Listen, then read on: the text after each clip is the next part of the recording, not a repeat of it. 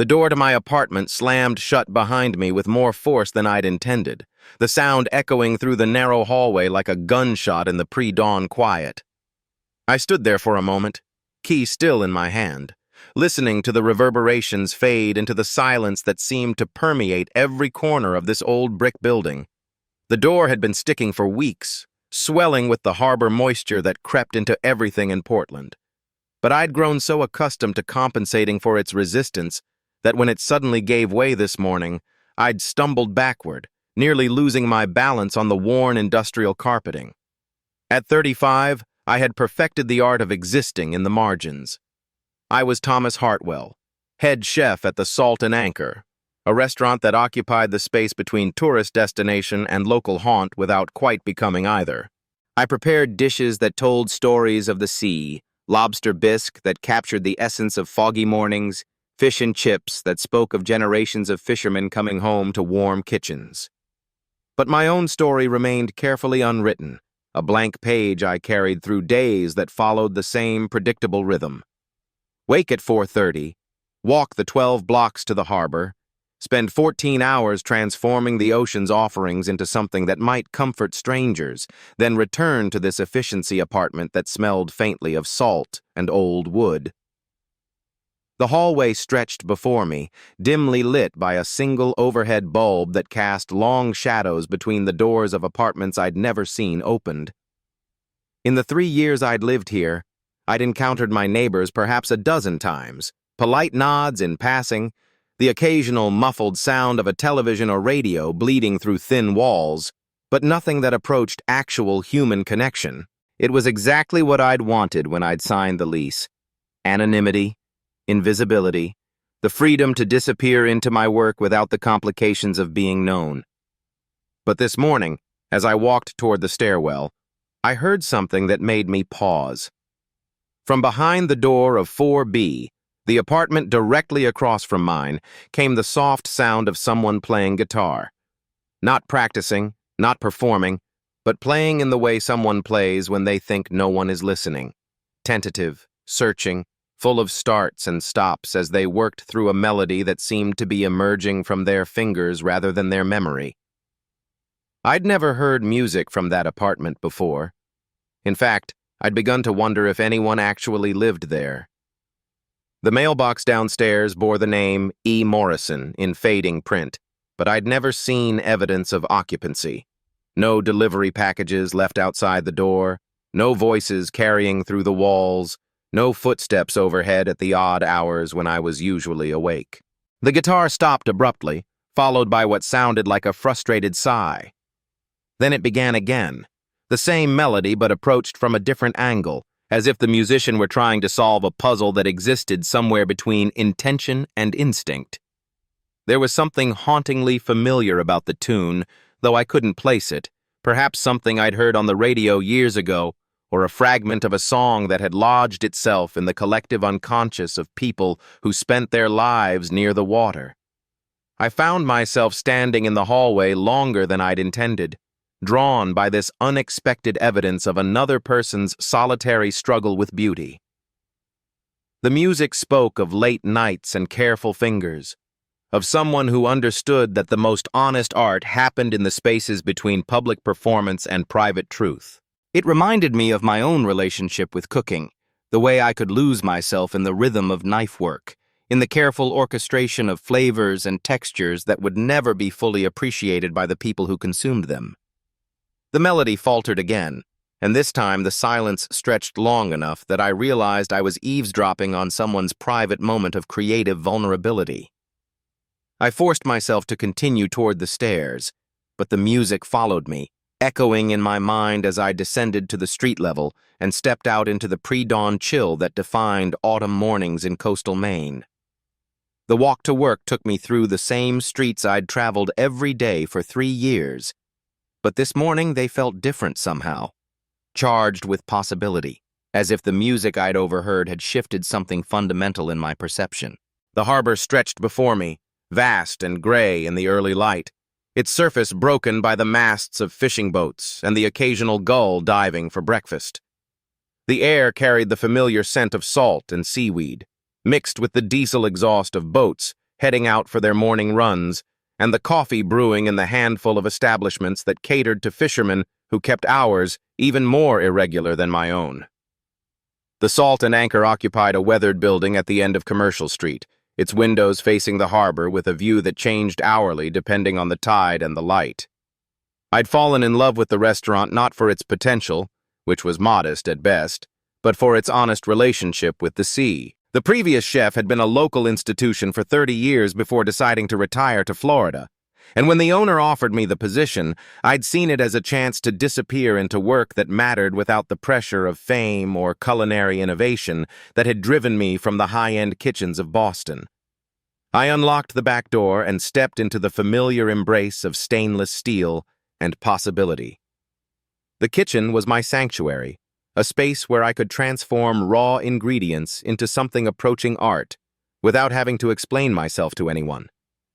I moved through my opening routine with the precision of ritual, checking the walk-in cooler, reviewing the day's reservations, beginning the slow process of building stocks and sauces that would form the foundation of the evening's service. But as I worked, the melody I'd heard in the hallway kept returning, weaving itself into the rhythm of my knife work, the timing of my stirring, the careful attention I paid to the color changes that indicated when a roux had reached the perfect stage of development. There was something about the tentative, searching quality of the music that resonated with my own approach to cooking. The constant experimentation, the willingness to start over when something didn't feel right, the understanding that perfection was less important than honesty.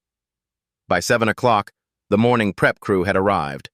Maria, who'd been working breakfast at the restaurant since before I was hired, and James, a culinary school student who treated every shift like an opportunity to absorb everything I was willing to teach.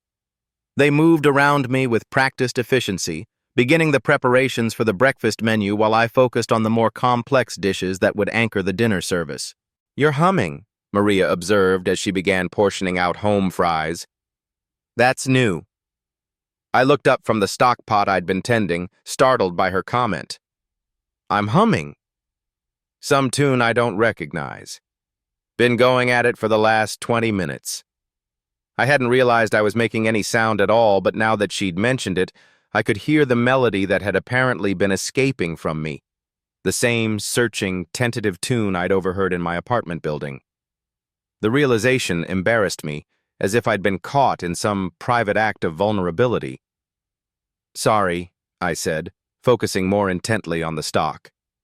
"Just something I heard this morning." "Don't apologize. It's nice to hear you, I don't know, present, I guess. Usually you work like you're trying to disappear into the food." Maria's observation hit closer to the truth than I was comfortable acknowledging. I did work like I was trying to disappear, had been doing it for so long that I'd forgotten there might be other ways to inhabit my professional life.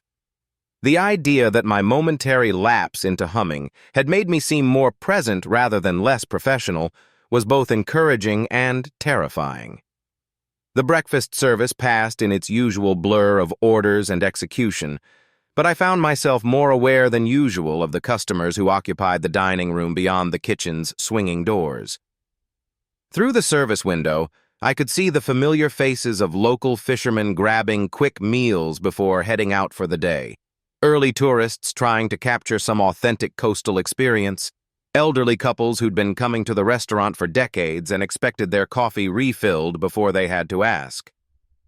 Around 10 o'clock, during the lull between breakfast and lunch prep, I stepped outside for a few minutes of fresh air. The harbor was fully alive now, boats coming and going with the kind of purposeful energy that spoke of lives built around tides and weather patterns I only understood in the abstract. I watched a small fishing vessel navigate toward the dock, its captain standing at the wheel with the kind of relaxed confidence that came from years of reading water and wind. As the boat drew closer, I could see that it was the Persistence, a vessel I recognized from the many times it had delivered fish to the restaurant. The captain was a man I'd seen dozens of times but never really looked at, someone who existed in my peripheral vision as part of the restaurant's supply chain rather than as an individual worth noticing. But this morning, Perhaps influenced by the music I'd overheard and Maria's comment about my increased presence, I found myself actually seeing him. He was probably close to my age, maybe a few years younger, with the kind of weathered handsomeness that came from spending most of his life outdoors. His hair was dark blonde, made lighter by sun and salt, and even from a distance I could see that he moved with the particular grace of someone completely comfortable in his physical environment. There was something about the way he handled the boat, not just competent, but intuitive, as if the vessel were an extension of his own body rather than a separate piece of machinery. I watched him secure the boat to the dock and begin unloading crates of fish, his movements efficient but unhurried. Other fishermen called out greetings as they passed, and he responded with waves and brief exchanges that suggested someone well-liked within the tight community of people who made their living from the sea. But there was also something solitary about him, a quality I recognized from my own interactions with the world, present but slightly apart, engaged but holding something in reserve. Without quite deciding to do it, I found myself walking toward the dock. I told myself it was professional curiosity. I liked to see the quality of fish before it made its way to the restaurant's back door. But as I got closer, I realized I was simply drawn by the same inexplicable pull that had made me linger in the hallway, listening to mysterious guitar music. "Morning," I said as I approached the dock where he was working. "Beautiful day for it." He looked up from the crate he'd been arranging, and I saw that his eyes were gray-green, the color of the harbor on overcast days. His face was more interesting up close than it had appeared from a distance, not conventionally handsome, but marked by the kind of character that came from facing weather and uncertainty as a matter of course. "Thomas, right?" he said, straightening up and extending a hand. "From the Salt and Anchor? I'm Ethan Morrison. The name from the mailbox in my building, though I'd seen it rendered as E. Morrison in fading print. The coincidence seemed too significant to be accidental, but I couldn't bring myself to ask directly if he was my mysterious guitar-playing neighbor. "That's right," I said, shaking his hand and noting the calluses that spoke of years spent handling ropes and nets. "I've seen you deliver fish to the restaurant, but I don't think we've actually met." "No, we haven't. I usually deal with whoever's working the back door, Maria mostly, but I've heard good things about what you're doing with the place." The compliment caught me off guard. I'd been so focused on disappearing into my work that I hadn't considered the possibility that it was being noticed, evaluated, discussed within the community of people whose lives intersected with the restaurant. "I just try to do the fish justice," I said, which was true but felt inadequate as a summary of my approach to cooking. Ethan smiled at that, an expression that transformed his entire face and made him look younger, less weathered by whatever struggles had marked his adult life. "That's exactly what it should be about, isn't it? Letting the ingredients tell their own story instead of trying to make them into something they're not." The observation was surprisingly sophisticated for someone I'd assumed spent most of his time thinking about weather patterns and fish populations. But as soon as I recognized the assumption, I felt ashamed of it. There was no reason why someone who made their living from the sea couldn't also think deeply about the relationship between ingredient and preparation, between honesty and transformation. "Do you cook much yourself?" I asked. "Some. Nothing fancy, but I like to experiment with the fish I keep for myself. There's something satisfying about taking something you've pulled from the water yourself and turning it into a meal." He paused, seeming to consider whether to continue. "I live alone, so mostly I'm cooking for an audience of one, but there's still something, meditative about it." The admission of solitude shouldn't have felt significant. Most fishermen I'd encountered were solitary by nature, content with their own company for long stretches of time. But something in the way he said it, the slight hesitation before acknowledging his aloneness, resonated with my own carefully maintained isolation. "I know what you mean," I said. "Some of my best cooking happens when there's no one around to impress or disappoint."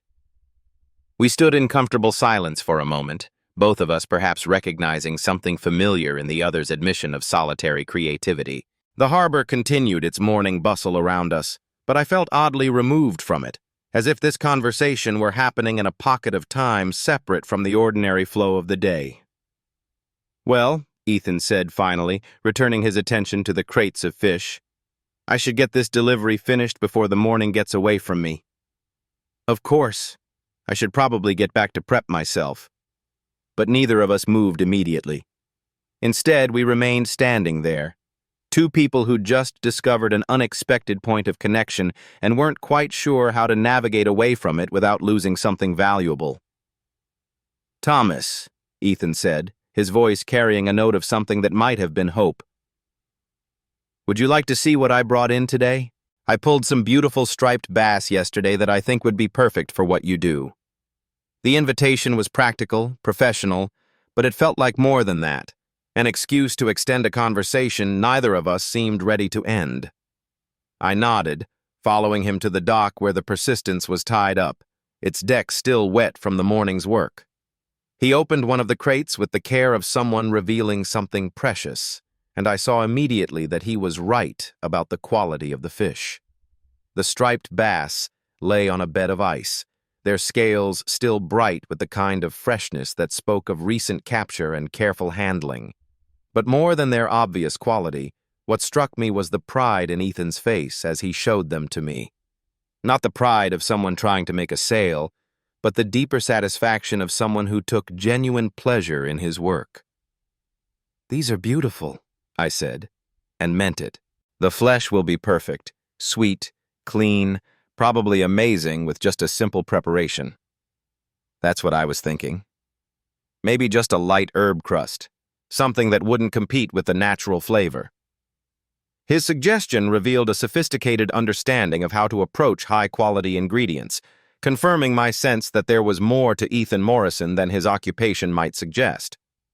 I found myself wondering about his background, about how he'd ended up making his living from the sea, about what other interests and insights he might be carrying beneath his weathered exterior. "I'd love to feature these on tonight's menu," I said. "What would you need for them?" We spent the next few minutes negotiating price and delivery details, but the conversation felt charged with the kind of energy that comes from two people discovering they speak the same language about something they both care deeply about. As we talked, I became increasingly aware of small details. The way Ethan's hands moved as he gestured, the concentration on his face when he explained how he'd modified his nets to avoid damaging the fish, the genuine enthusiasm in his voice when he described the perfect conditions that had made yesterday's catch so successful. When the business was concluded and the fish had been transferred to the restaurant's ice storage, we found ourselves standing outside the back door, neither of us making any move to return to our respective responsibilities. "It's nice," Ethan said, looking out at the harbor, "to talk to someone who understands what it means to care about doing something well. Most of the time, fish is just fish, you know, a commodity to be moved from boat to plate as efficiently as possible." "I know exactly what you mean. People eat what I cook, but very few of them are really tasting it.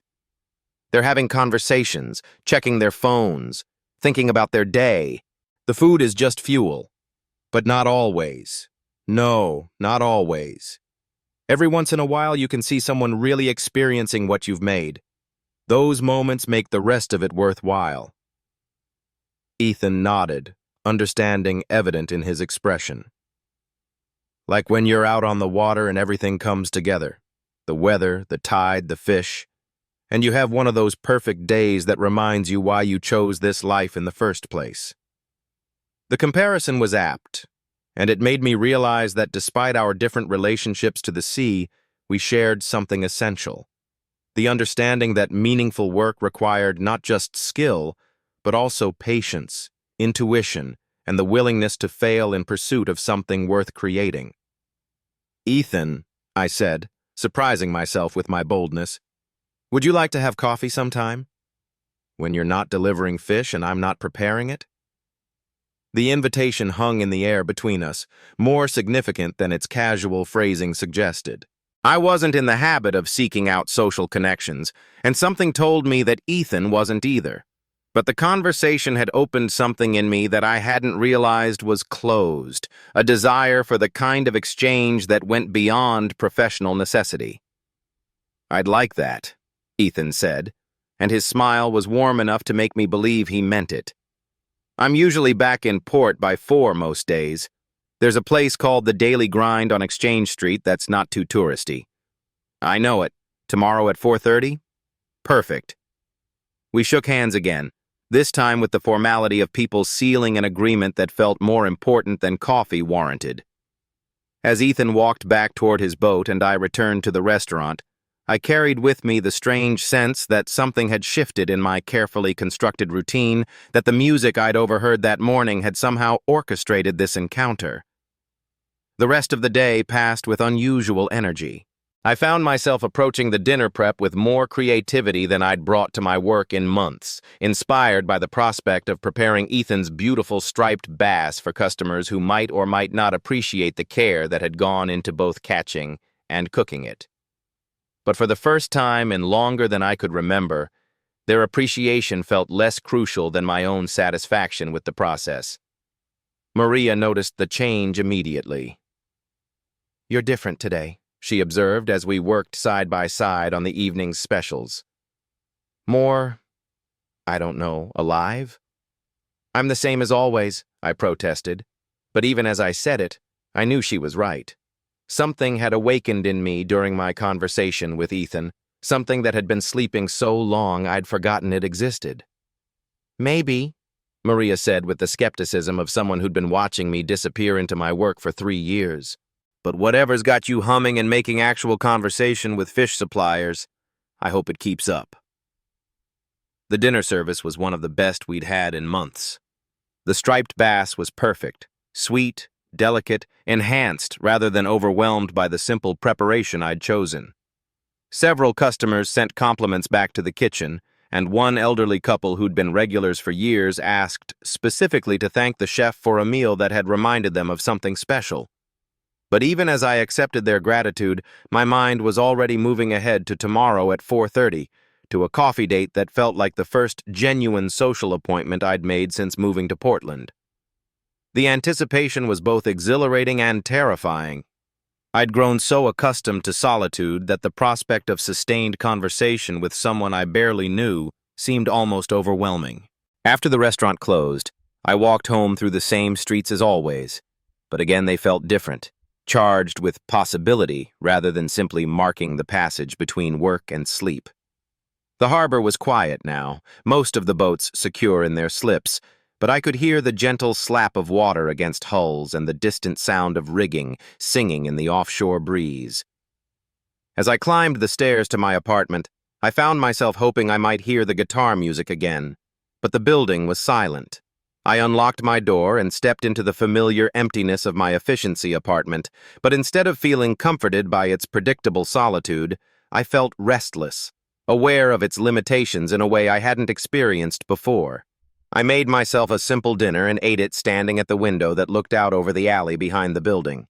As I ate, I thought about my conversation with Ethan, about the way he'd talked about his work with such genuine passion, about the easy way our discussion had moved between practical concerns and deeper appreciation for the craft involved in doing something well. There had been moments during our conversation when I'd felt like I was seeing myself from the outside, observing someone who was capable of connection, who had things worth sharing with another person. It was a disorienting experience after so many years of careful invisibility, but not unpleasant, just unfamiliar, like hearing your own voice played back on a recording and recognizing it as yours while simultaneously being surprised by how it sounded. As I prepared for bed, I realized I was looking forward to something for the first time in longer than I could remember. Not just the coffee with Ethan, but the possibility of discovering that my capacity for connection hadn't atrophied completely during my years of solitary focus on work and survival. The next day passed with unusual anticipation. I found myself checking the clock more frequently than usual, aware of time's passage in a way I hadn't experienced since I was younger, and waiting for something specific to happen. The morning prep went smoothly, lunch service was efficient, But underneath it all was the constant awareness that at 4:30, I would be sitting across from Ethan Morrison, attempting to sustain the kind of conversation that might lead somewhere beyond professional acquaintance. At 4:15, I left the restaurant with an unusual sense of ceremony. I'd changed into clean clothes and made sure my hands were free of the kitchen smells that usually clung to them after a day of cooking. The daily grind was a 10-minute walk from the harbor, a small coffee shop that attracted a mix of locals and the kind of tourists who preferred authenticity to convenience. I arrived a few minutes early and selected a table near the window where I could watch for Ethan's arrival. The coffee shop was exactly as I'd remembered it, unpretentious, comfortable, the kind of place where conversations could unfold without the pressure of formal dining or the distraction of entertainment. I ordered coffee and settled in to wait, trying to calm the nervousness that seemed disproportionate to the occasion. Ethan arrived precisely at 4:30, and I felt a small surge of relief that he'd kept the appointment. He looked different away from the harbor, cleaner, less weathered, but still carrying himself with the easy confidence I'd noticed the day before. He spotted me immediately and approached with a smile that suggested he was genuinely pleased to see me. "Thomas," he said, extending his hand. "Thanks for suggesting this. Thank you for coming. Can I get you coffee?" "Please, black, no sugar." I went to the counter and ordered his coffee, using the few minutes to compose myself and remind myself that this was just coffee between two people who'd discovered they had something in common. But as I returned to the table, I realized that my nervousness wasn't about the social mechanics of having coffee with someone. It was about the possibility that this conversation might matter, that it might lead to the kind of connection I'd been avoiding for years. "So," Ethan said after taking his first sip, "how long have you been at the Salt and Anchor?" 3 years. I came up from Boston after I needed a change of scenery." It wasn't the whole truth, but it was enough of it to feel honest. I'd left Boston after my marriage had ended in a mess of mutual disappointment and the kind of painful honesty that made continuing to live in the same city impossible. But explaining all of that felt like too much for a first coffee conversation. "Boston's a great food city," Ethan observed. "Must have been a big change coming to a place like Portland." "Different scale, different pace. But I like it here. There's something about cooking with ingredients that come from right outside your door, you know? The connection between place and plate feels more immediate." "I imagine so. Most of the fish I bring in was swimming less than 24 hours ago. There's something honest about that kind of freshness. We talked easily about food, about the relationship between our respective crafts, about the satisfaction that came from working with your hands in pursuit of something that mattered. But underneath the surface conversation, I was aware of studying Ethan more carefully than I'd studied another person in years. He had intelligent eyes that seemed to take in more than they revealed, and when he talked about his work, his entire demeanor became more animated. There was clearly more to him than fishing, references to books he'd read, places he'd traveled before settling in Maine, a sophisticated understanding of food and wine that suggested education and experience beyond what his current life might indicate. "What brought you to fishing?" I asked, genuinely curious about how someone with his apparent background had ended up making his living from the sea. Ethan was quiet for a moment, considering his answer. "I used to be a high school English teacher," he said finally, "in Massachusetts. But after my divorce, I needed to do something completely different, something physical and honest and, I don't know, essential. My grandfather had been a fisherman, and I'd spent summers with him as a kid. When my life fell apart, the sea seemed like the only thing that made sense." The admission of divorce surprised me with its directness, and I felt a corresponding urge to reciprocate with my own experiences of life not turning out as planned. "I know what you mean about needing something essential," I said. "My marriage ended 3 years ago. I'd been working in high-end restaurants, trying to impress food critics and build some kind of culinary reputation, but when my personal life exploded, none of that seemed to matter anymore." "So you came to Portland to cook fish for tourists?" I came to Portland to remember why I started cooking in the first place. Ethan smiled at that. And did you? Remember, I mean? I'm starting to. The conversation continued for another hour, moving easily between practical details of our current lives and more personal reflections on the choices that had brought us to this point. I learned that Ethan lived alone in an apartment near the harbor, that he read voraciously during the winter months when fishing was less predictable, that he played guitar as a way of processing the solitude that came with his chosen profession. The mention of guitar made me think of the music I'd overheard in my apartment building, and I found myself wondering if Ethan was indeed my mysterious neighbor. But bringing it up felt too intimate for this tentative beginning, too much like admitting that I'd been listening to his private moments of creative struggle. I should probably head home, Ethan said as the coffee shop began to fill with the early evening crowd. Early morning tomorrow. Of course. Thank you for this. For the conversation, I mean. It's been... I know, Ethan said, understanding my difficulty in articulating what the afternoon had meant. It's been really good. We walked out together, and I realized we were heading in the same direction toward the residential area where I lived. As we walked, our conversation continued naturally, neither of us seeming eager to end the time we were spending together. Thomas, Ethan said as we approached the corner where our paths might diverge.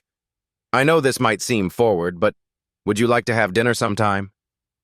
Nothing fancy. I could cook if you'd like. I have some scallops I pulled in yesterday that would be perfect with a simple preparation. The invitation was both casual and significant, offering the kind of intimacy that came with sharing a meal someone had prepared specifically for you.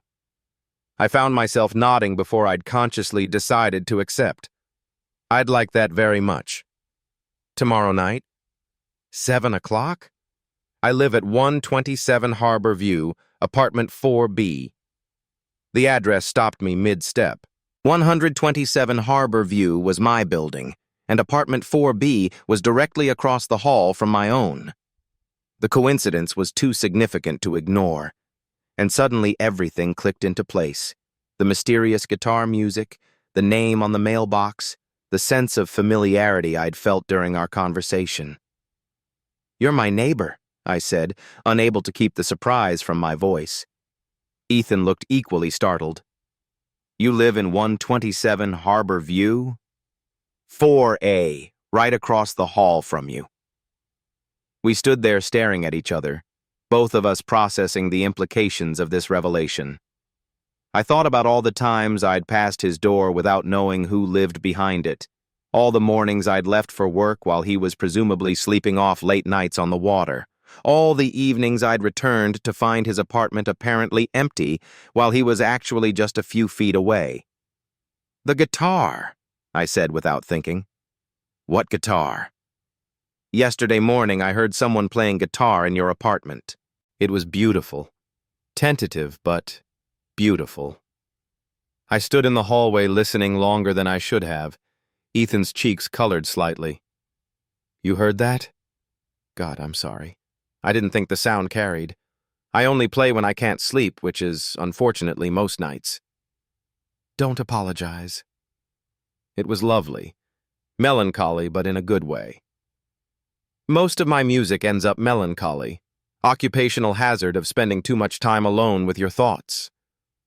The admission created another moment of recognition between us, another acknowledgement of the particular kind of solitude we both seemed to carry.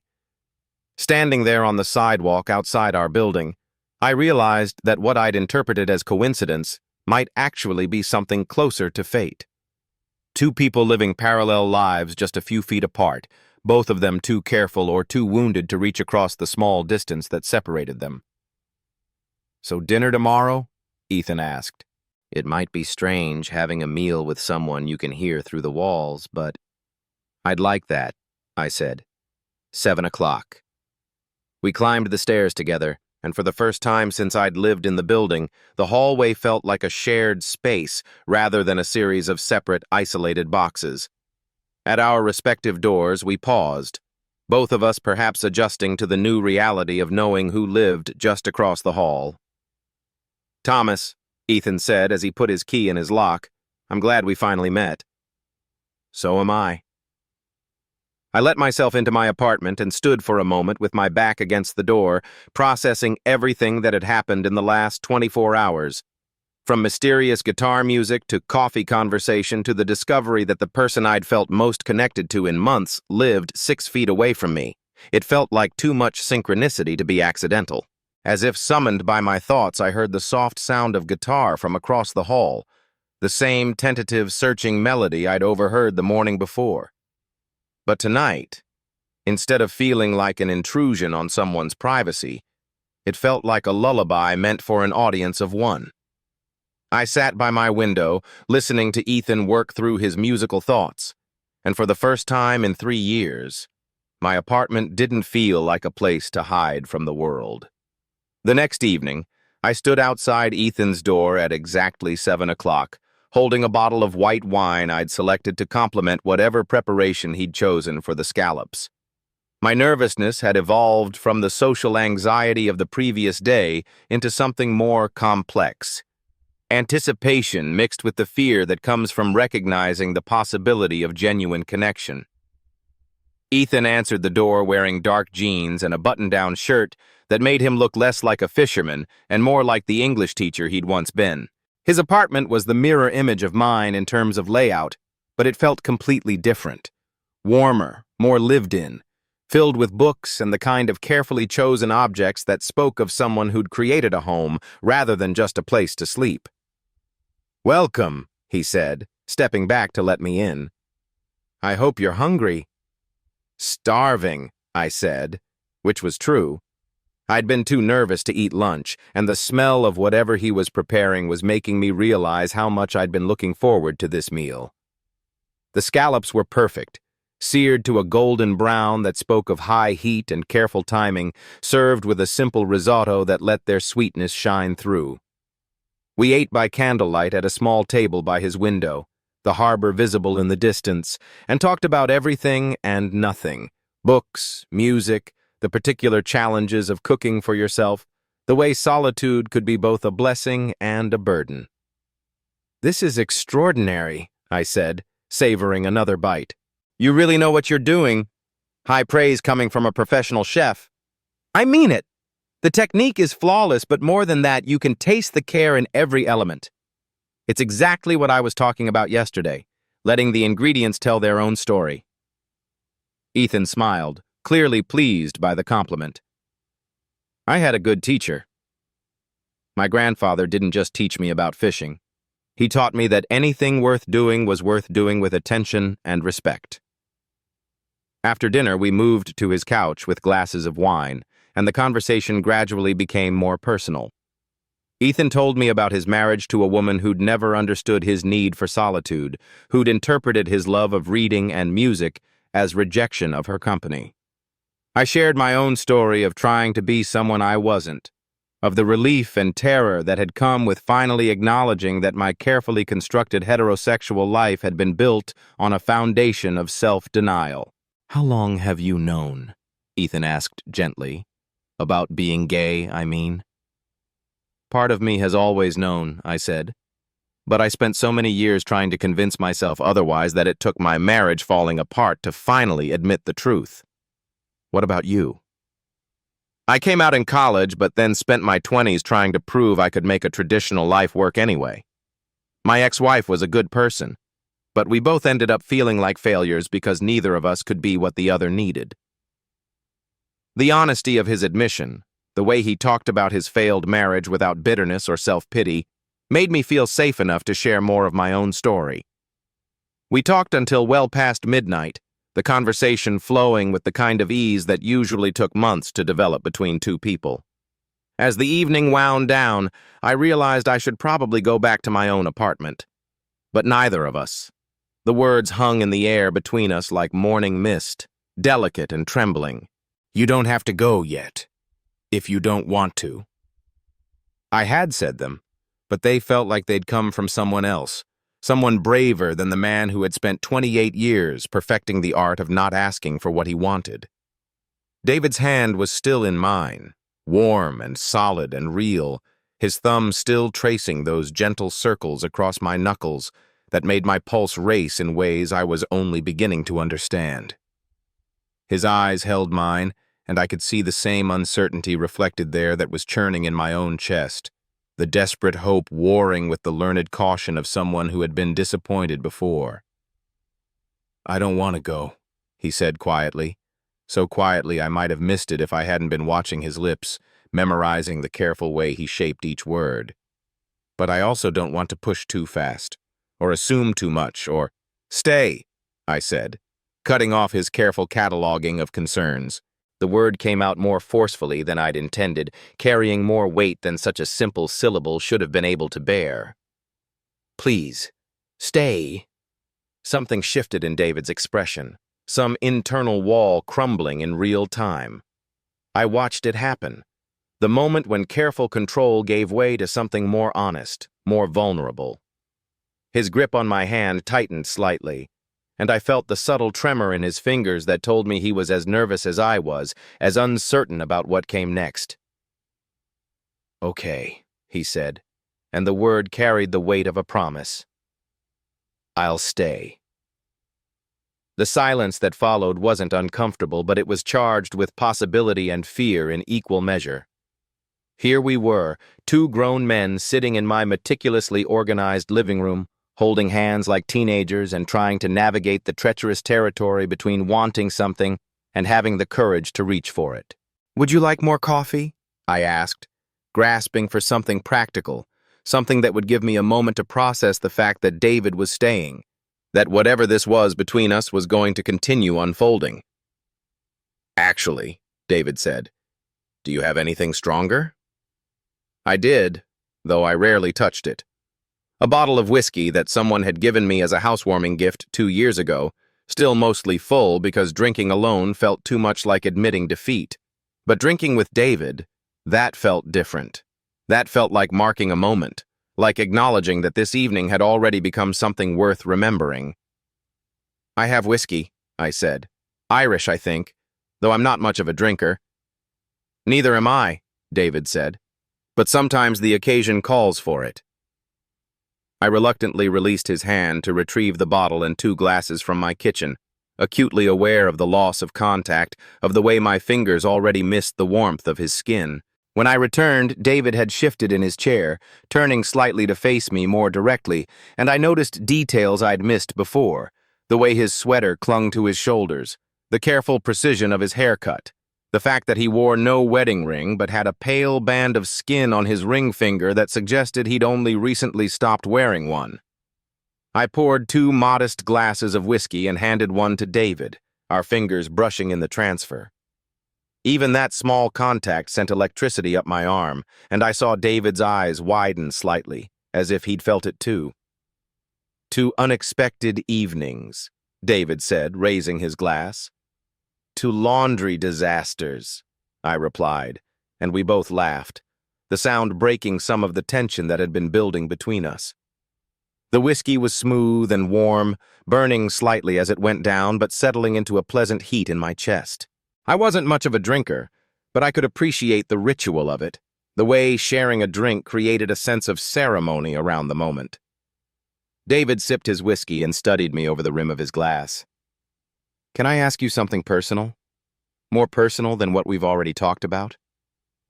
"Maybe." "Have you ever been in love?" The question hit me like a physical blow, sudden and direct in a way that made me catch my breath. Had I been in love? I thought about college relationships that had felt significant at the time but had faded into pleasant memories.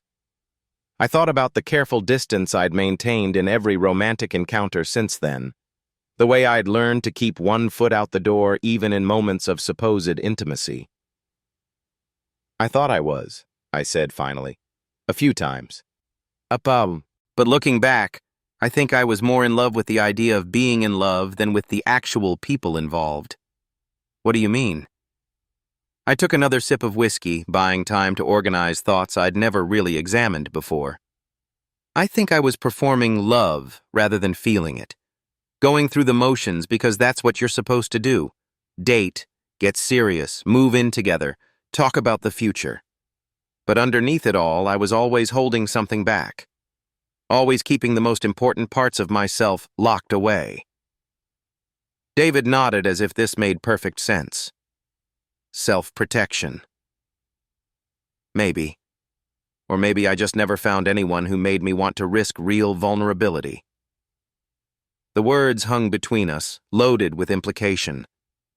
Because sitting here with David, I could feel that familiar urge to retreat warring with something new, the terrifying possibility that here was someone who might be worth the risk.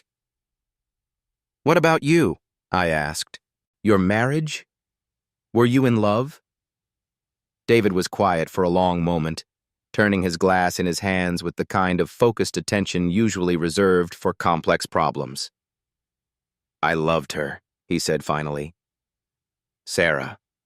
I loved her the way you love a dear friend, someone who makes you laugh and shares your interests and fits comfortably into your life. But I was never in love with her, if that makes sense." "Why did you marry her then?" "Because it seemed like what I was supposed to do. Because she was wonderful and kind and everyone said we were perfect together. Because I thought maybe I could learn to feel what I was supposed to feel if I just tried hard enough." The pain in his voice was carefully controlled but unmistakable. I could see him reliving old disappointments, old failures to be the person everyone expected him to be. "But you can't manufacture that kind of connection," I said quietly. "No," David agreed. "You can't. And trying to do so is unfair to everyone involved. Sarah deserved someone who looked at her the way—" He paused, his eyes meeting mine. "The way I'm looking at you right now." The admission hit me like lightning, sudden and illuminating. The way he was looking at me, with attention so focused it felt like being seen under a microscope, but also with something warmer, something that made my skin tingle and my heart race. "How are you looking at me?" I asked, my voice barely above a whisper. "Like you're something precious," David said simply. "Like you're something I've been waiting for without knowing I was waiting." The honesty of it was devastating. Here was this beautiful, careful man admitting that I mattered to him, that whatever was happening between us felt significant enough to risk the comfortable distance he'd constructed around his life. "David," I said, his name feeling important in my mouth. "Yes." "I'm terrified." "Of what?" "Of this. Of you. Of the way you make me want things I've convinced myself I don't need." David set his whiskey glass on the side table and leaned forward, closing the distance between us until our knees were almost touching. "What kinds of things?" The question was gentle, but I could hear the hunger beneath it, the desire to understand what I was feeling, even if it scared both of us. "Connection," I said. "Real intimacy. The kind where you show someone all your ugly, broken parts and trust them not to run away. What makes you think your parts are ugly or broken?" I looked at him. This man who had somehow seen past all my careful defenses and felt something crack open in my chest. "Isn't everyone's?" "Maybe," David said. "But maybe the ugly, broken parts are what make us human. Maybe they're what make connection possible in the first place." He reached out slowly, telegraphing his intention, giving me time to pull away if I needed to. His hand found my cheek, palm warm against my skin, thumb brushing across my cheekbone in a gesture so tender it made my eyes sting with unexpected emotion. "Alex," he said quietly, "you're not broken. You're just careful. And there's nothing wrong with being careful when you've learned that the world can hurt you." I leaned into his touch without meaning to, starved for this kind of gentle contact in ways I was only beginning to understand. His hand was warm and solid, anchoring me to this moment, to this possibility that maybe I didn't have to navigate everything alone. "I don't know how to do this," I whispered. "Do what?" "Let someone in.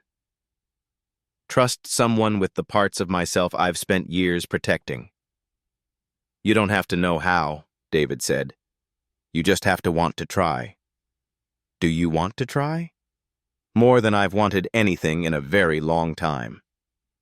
The admission hung between us, fragile and precious. I could see the vulnerability in David's eyes, the way he was offering himself to me as completely as I was offering myself to him. Two careful, wounded people choosing to risk the safety of solitude for the possibility of something real. "I want to try too," I said. David's smile was like sunrise, slow and warm and transformative. He didn't move closer, didn't push for more than I was ready to give, but his hand remained on my cheek, a gentle anchor in the storm of emotions swirling between us. "So what now?" he asked. "I don't know," I admitted. "I've never been here before." "Neither have I. Not really." We looked at each other across the small space between us, two people standing at the edge of something that could change everything. The apartment felt different now, charged with possibility and promise. Even the familiar silence felt new, alive with potential. "Would you like to sit on the couch?" I asked. "It's more comfortable than these chairs." "I'd like that." We moved to the couch with the awkward choreography of people who were hyper-aware of each other's proximity, of every accidental brush of fingers, every moment when our bodies occupied the same space. I settled onto one end of the couch, and David settled beside me, close enough that I could feel the warmth radiating from his body, but not so close as to feel overwhelming. The whiskey had left me slightly lightheaded, or maybe that was just the effect of David's presence. The way he seemed to take up space not just physically but emotionally, demanding attention and care in ways I wasn't used to navigating. "This is better," David said, settling back against the cushions. "More conducive to actual conversation." "Is that what we're having?" Conversation? "Among other things." The phrase hung between us, loaded with suggestion. Other things.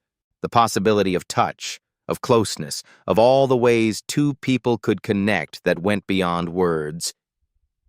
"What other things?" I asked, surprised by my own boldness.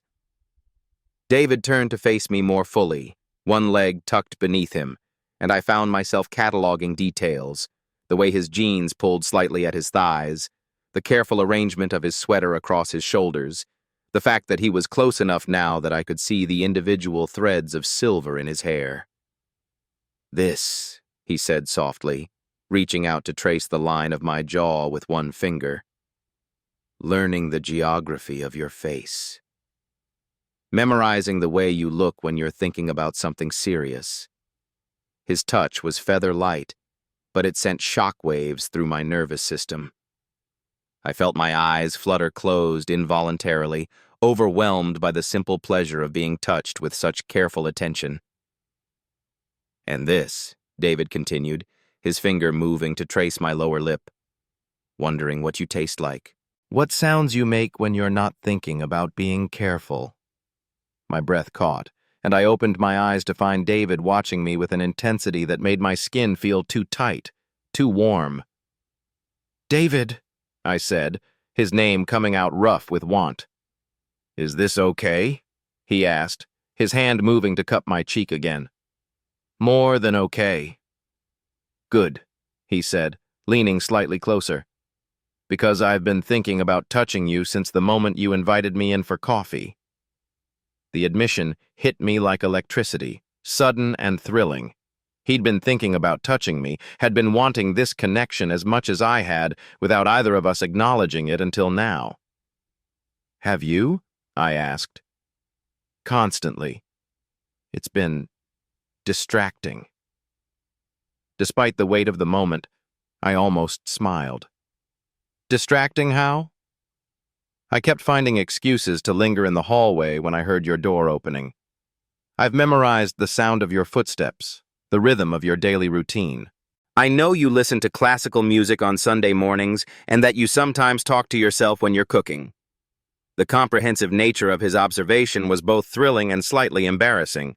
He'd been paying attention, real attention, to the mundane details of my existence. "That's very thorough stalking," I said. "Not stalking," David said seriously. "Just noticing." "You're worth noticing." The simple statement hit me harder than any elaborate compliment could have. Worth noticing. When was the last time someone had thought I was worth that kind of attention, that kind of care? So are you, I said quietly. Am I? I've noticed you too.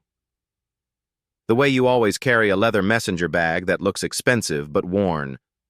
The way you take the stairs two at a time like you're always late for something important. The way you smell like coffee and something else I could never identify. Cedar, David said. My aftershave. It was a gift from Sarah, actually, but I kept using it after the divorce because it felt like the only constant in my life. It suits you. Does it? Warm, comfortable, like something you'd want to breathe in.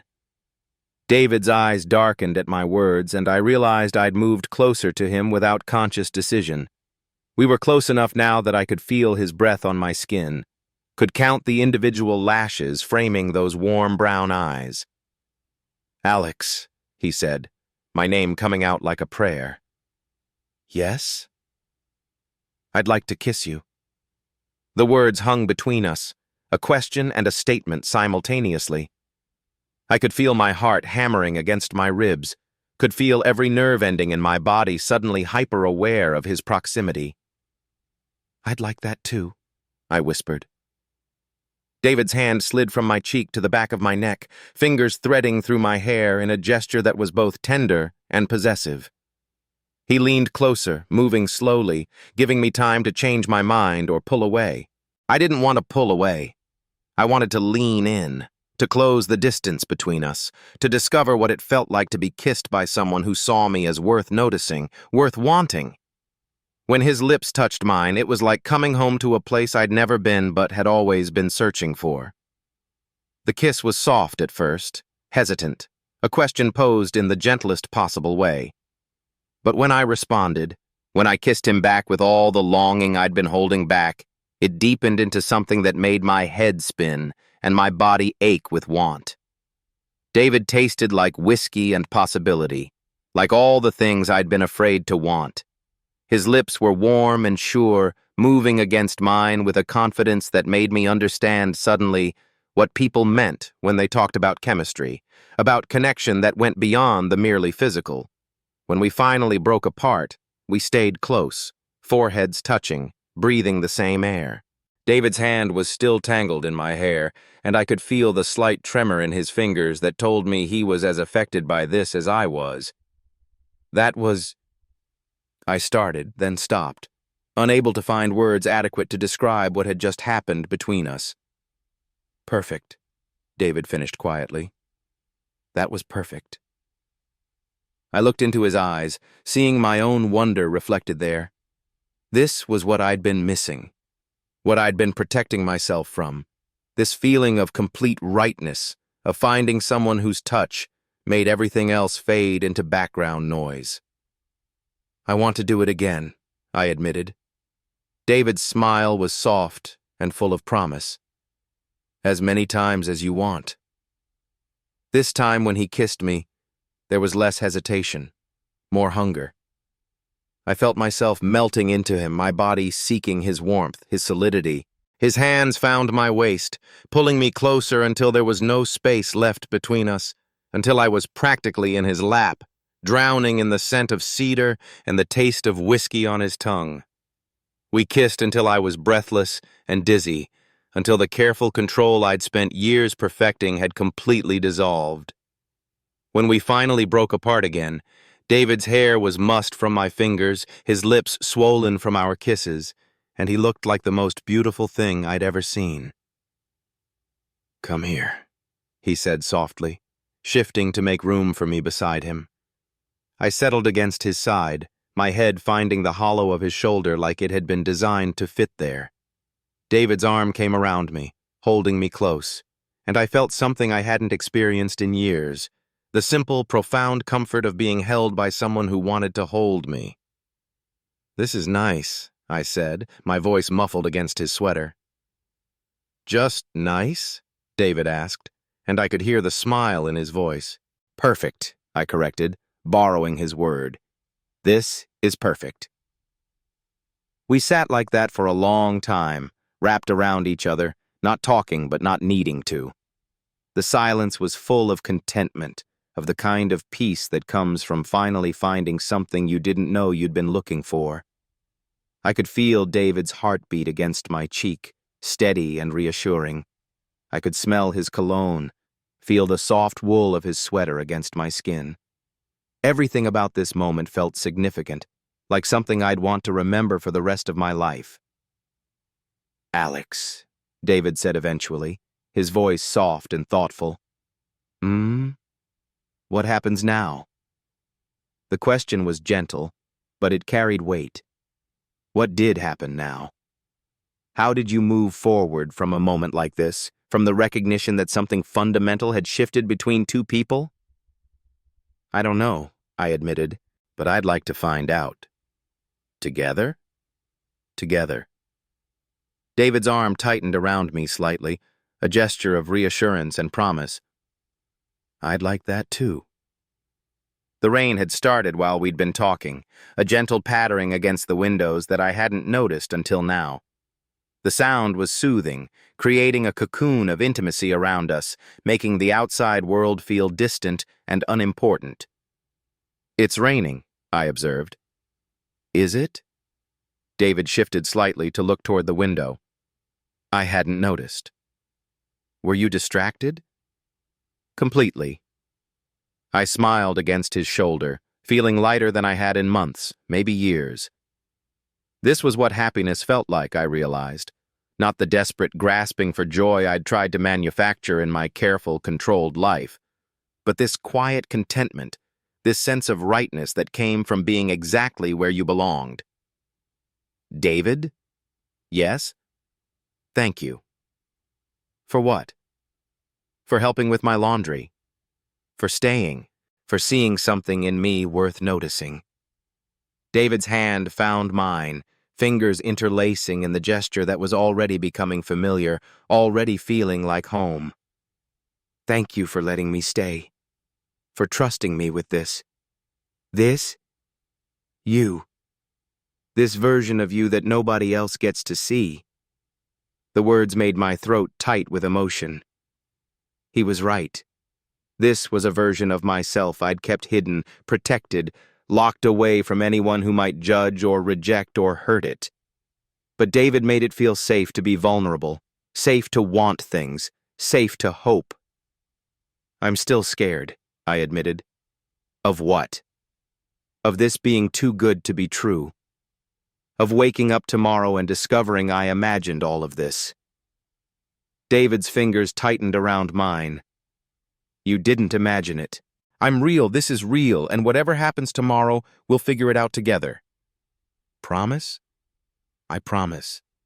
The certainty in his voice was reassuring, but I could still feel the anxiety lurking at the edges of my consciousness, the learned wariness of someone who'd spent years protecting himself from disappointment. "What if you change your mind?" I asked. "What if you decide I'm too complicated or too damaged or too much work?" David shifted so he could look at me directly, his expression serious and intent. "Alex, listen to me. I've spent the last 3 years convinced that I was too broken to deserve love, too set in my ways to learn how to connect with someone new. But sitting here with you, I feel more like myself than I have in years. If anyone's too complicated or damaged, it's probably me." "You're not. We're both works in progress," David interrupted gently. "Both figuring out how to be vulnerable, how to trust, how to let someone else matter. But maybe that's what makes this work. We're both scared, both trying, both willing to take the risk." His words settled something in my chest, some knot of anxiety that had been there so long I'd stopped noticing it. Maybe he was right. Maybe the fear was just evidence that this mattered, that it was worth protecting, worth the risk of potential heartbreak. "I haven't felt this way about anyone before," I said quietly. "What way?" "Like I could tell you anything, and you'd still want to stay. Like you see all the parts of me I try to hide and find them interesting rather than alarming." David's thumb traced across my knuckles, that gentle gesture that was already becoming a source of comfort. I haven't felt this way about anyone either. Not even Sarah, if I'm being honest. What we had was comfortable, safe. This is terrifying? Terrifying, he agreed. But also exhilarating, like jumping off a cliff and discovering you can fly. The metaphor made me smile despite my lingering anxiety. Very poetic for a graphic designer. I contain multitudes, David said solemnly, then smiled. Plus, you bring out my romantic side, apparently. Do I? Apparently. I keep wanting to say ridiculously sentimental things about how beautiful you are when you're thinking, or how your laugh makes me want to spend the rest of my life finding ways to make you happy. The words hit me like warm honey, sweet and overwhelming. No one had ever talked about me like that, like I was something precious worth cherishing. Those things aren't ridiculously sentimental, I said. They're lovely. Are they? Because I have about a dozen more where those came from.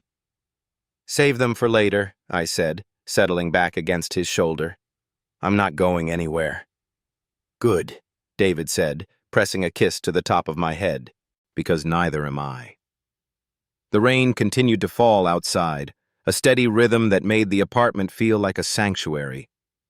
I closed my eyes and let myself sink into this moment, into the warmth of David's body against mine, into the simple miracle of being held by someone who wanted to hold me. I must have dozed, because the next thing I was aware of was David's hand stroking gently through my hair, and the soft sound of his voice saying my name. Alex? You're falling asleep. I opened my eyes reluctantly, not wanting to leave the peaceful haze I'd been floating in. Sorry. I didn't mean to. Don't apologize. You looked peaceful. What time is it? David checked his watch. Almost midnight.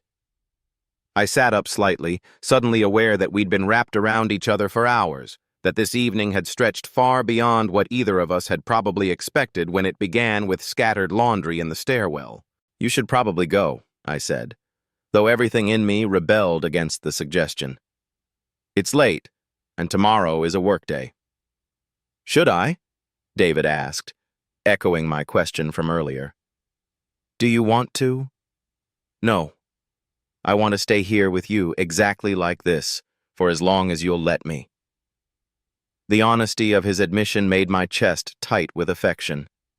Here was this man, this careful, controlled man, admitting that he wanted to abandon his routines, his solitary habits, for the chance to stay wrapped around me on my couch. Then stay, I said simply. Are you sure? I'm sure.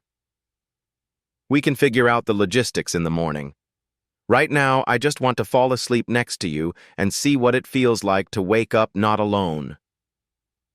David's expression softened, and I could see the exact moment when his last reservations crumbled. Okay, he said. I'll stay.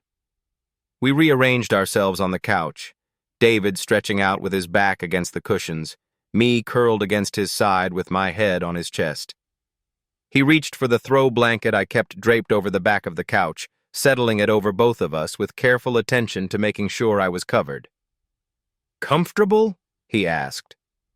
Perfect, I said, and meant it. Despite the fact that we were both still fully clothed, despite the fact that my couch wasn't really designed for two people to sleep on, despite the fact that everything about this was improvised and uncertain, it felt perfect. I could hear David's heartbeat beneath my ear, steady and reassuring. I could feel his hand stroking slowly through my hair, a gesture that was already becoming familiar, already feeling like home. The rain continued its gentle percussion against the windows, and somewhere in the distance I could hear the soft sounds of the building settling into sleep around us. David, I said into the comfortable darkness. This is the best night I've had in a very long time. Me too, he said quietly. Me too. I closed my eyes and let myself drift toward sleep, secure in the warmth of David's arms, in the promise that he would be here when I woke up, in the fragile, beautiful possibility that this was just the beginning of something that could change both of our lives forever. The last thing I was aware of before sleep claimed me was David's lips pressing a soft kiss to my forehead, and his whispered words, "Sweet dreams, Alex." And for the first time and longer than I could remember, I believed they would be.